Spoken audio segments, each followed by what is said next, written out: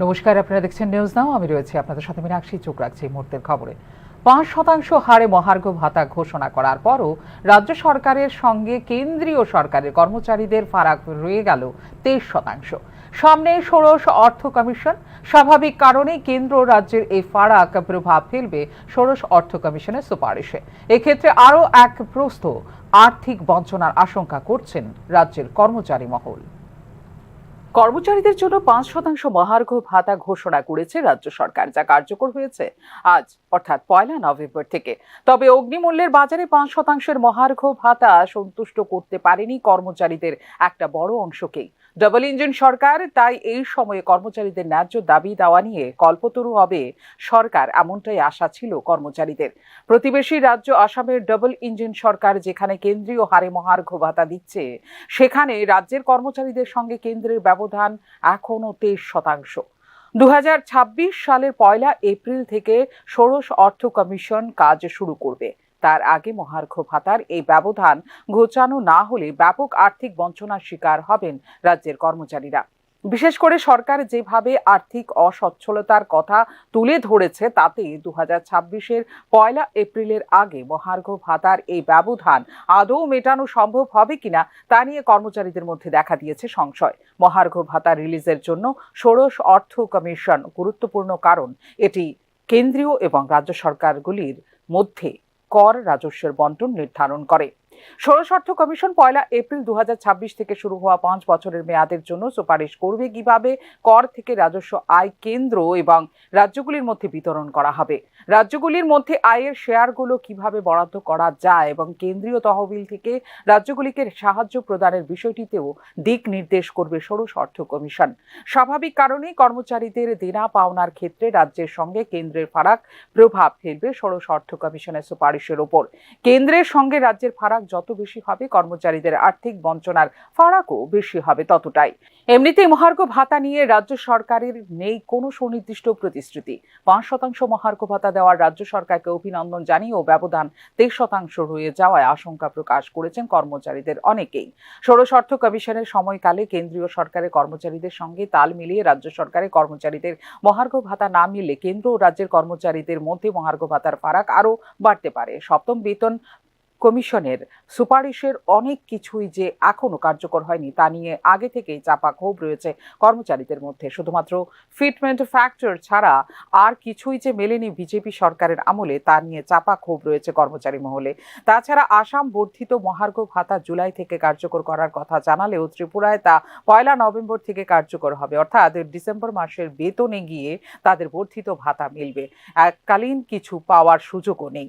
উপরন্তু উত্তর পূর্বাঞ্চলে মহার্ঘ ভাতা প্রদানের ক্ষেত্রে সবার থেকে পিছিয়ে রয়েছে ত্রিপুরা। বর্তমানে অরুণাচল প্রদেশ ও আসাম কেন্দ্রীয় হারে অর্থাৎ ৫৩% হারে মহার্ঘ ভাতা দিচ্ছে, মেঘালয় ৪৩%, মণিপুর ৩২%, নাগাল্যান্ড ৫০%, মিজোরাম ৪০%, সিকিম ৫০%। সেক্ষেত্রে ত্রিপুরার সরকারি কর্মচারীরা পাচ্ছে ৩০% মহার্ঘ ভাতা। শুধু তাই নয়, ১ জুলাই ২০২৪ তারিখ থেকে মহার্ঘ ভাতা কার্যকর করেছে কেন্দ্রীয় সরকার ও আসাম সরকার। সার্বিক পরিস্থিতিতে মহার্ঘ ভাতা নিয়ে কেন্দ্র রাজ্যের ফারাক আগামী দিনে কর্মচারী বঞ্চনা জিয়ে রাখবে বলে মনে করছেন সংশ্লিষ্ট তথ্যবিজ্ঞ মহল। ফিউরো রিপোর্ট, নিউজ নাও। বিধানসভা নির্বাচনে নিরাপত্তা রক্ষায় ঝাড়খণ্ডে পাঠানো হলো টিএসআর অ্যাডহক ব্যাটালিয়ন। শুক্রবারে ঝাড়খণ্ডের উদ্দেশ্যে রওনা দেয় টিএসআর অ্যাডহক ব্যাটালিয়ন। বিধানসভা নির্বাচনী নিরাপত্তা রক্ষার কাজে ঝাড়খণ্ডে পাঠানো হলো টিএসআর এর একটি অ্যাডহক ব্যাটালিয়ন। প্রথম, ষষ্ঠ, নবম ও দ্বাদশ এই ৪টি ব্যাটালিয়ন থেকে ৬টি কোম্পানি নিয়ে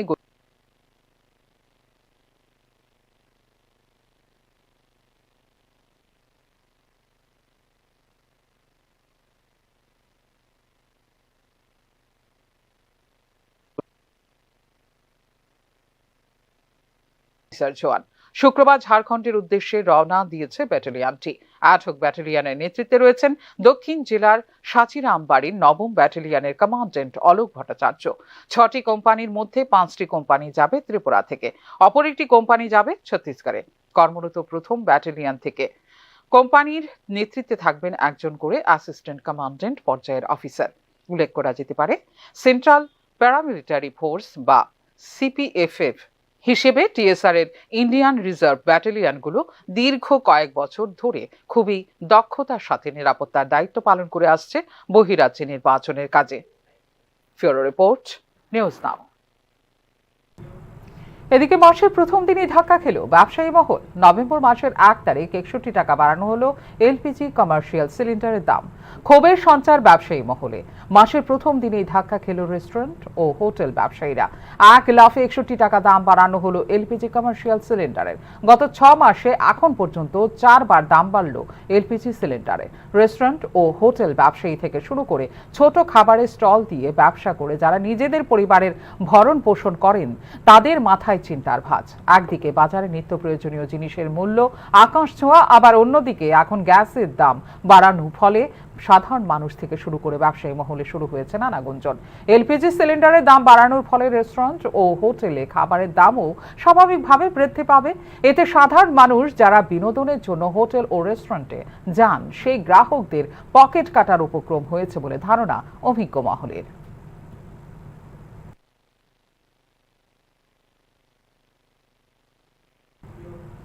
দুই গাড়ির মুখোমুখি সংঘর্ষে আহত বেশ কয়েকজন। ঘটনা বিশালগড় রাস্তার মাথা এলাকায়। দুর্ঘটনায় আহতদের বিশালগড় মহকুমা হাসপাতালে নিয়ে যাওয়া হয়।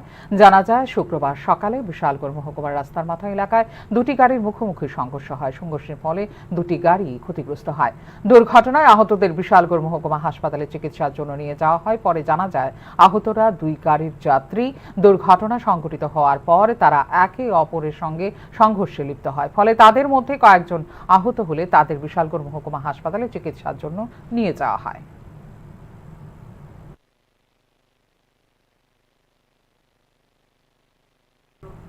এখনকার মতো এই মুহূর্তের সংবাদ এই পর্যন্ত। অন্যান্য আপডেটস দেখার জন্য অবশ্যই নজর রাখতে হবে নিউজ নাওর পর্দায়। নমস্কার।